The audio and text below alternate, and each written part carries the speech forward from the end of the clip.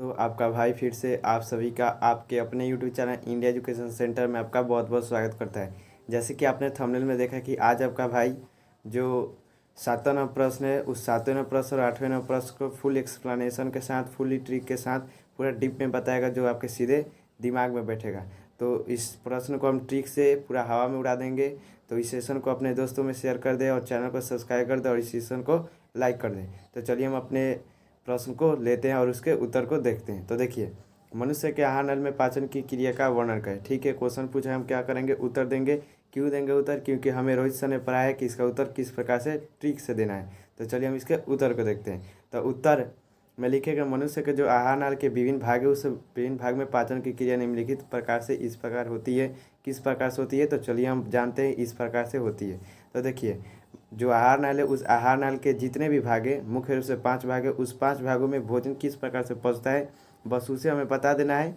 तो वही हमारा क्या हो जाएगा, भोजन की पाचन की क्रिया हो जाएगी। ठीक है, मतलब कि भोजन को मुख में से पेट में, पेट में से खेत में पहुंचा देंगे तो वही हमारा पाचन का पूरा क्रिया समाप्त हो जाएगा। तो पहले हम क्या करते हैं, भोजन को मुख में लेते हैं, उसके बाद पेट में देखेंगे, उसके बाद खेत में देखेंगे।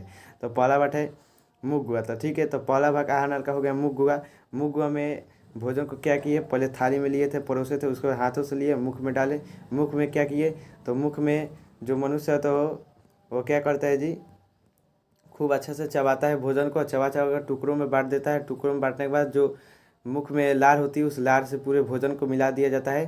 ठीक है, अब देखिए, तो पूरा लार से मिल गया, भोजन पर को टुकड़े में कर दिए। उसके बाद क्या होता है, तो इसमें जो लार में उपस्थित टाइलिन नामक इंजाइम होता है, वो टाइलिन नामक इंजाइम क्या करता है, स्टार्च का पाचन कर देता है। तो वो भी 30% स्टार्च का पाचन करता है। और इस पाचन के फल से स्टार्च आपका क्या होता है, माल्टोस में बदल जाता है। और किस इंजाइम से, तो टाइलिन या एमाइलेज नामक इंजाइम से, जो आपका लार में पाया जाता है, उसी से पाचन होता है। तो चलिए, मुख में पाचन को समझ लिए। क्या आसान तरीका था सर, पूरा दिमाग में बैठ गया।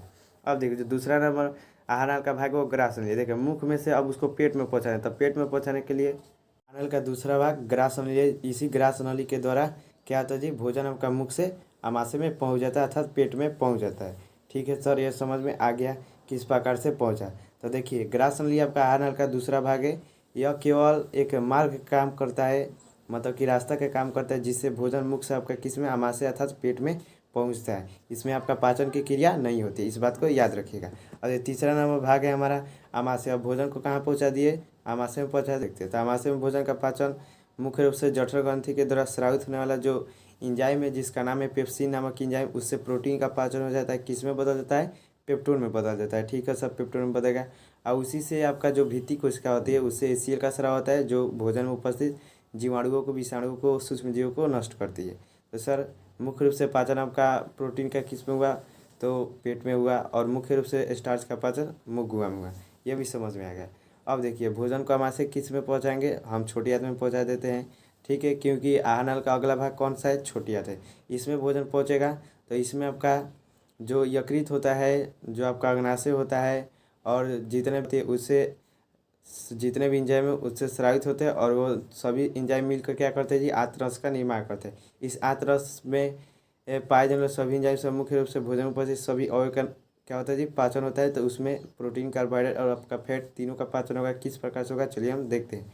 तो देखिए, माल्टोज जो था आपका कार्बोहाइड्रेट, वो माल्टोज क्या होगा, ग्लूकोज में बदलेगा किसके, माल्टेज नामक इंजाइम से। ठीक है, ये होगा। अभी पेप्टोन नामक जो प्रोटीन का जो भाग बदला था उसको हम क्या करेंगे, टिप्सिन नामक इंजाइम से एमिनो में बदल देंगे। तो प्रोटीन का पाचन हो गया, आपका स्टार्च अर्थात कार्बोहाइड्रेट का पाचन होगा। अब बचा वसा का, तो वसा को लाइपेज नामक इंजाइम से क्या करते हैं, वसीय अम्ल में बदल देते हैं। इस प्रकार से सभी चीज़ों का क्या होता है जी, हमारा पाचन हो जाता है, मतलब पोषक तत्वों का पाचन हो जाता है। इंसुलिन जो होता है वो क्या करता है जी, भोजन में उपस्थित जितने भी शर्करा होता है उसे तोड़ तोड़ कर ग्लूकोज में बदल देता है, जिससे कि हमारा स्टार्च का पाचन, कार्बोहाइड्रेट का पाचन पूर्ण रूप से हो जाता है, प्रोटीन का भी पाचन हो गया। और हम क्या देखते हैं कि यहाँ पर वसा का भी पाचन हो जाता है। मुख्य रूप से आपका भोजन समाप्त की पाचन कहाँ पर समाप्त हुआ, छोटी आंत में समाप्त हुआ। यह आपको ध्यान में रखना है। ये हो गया।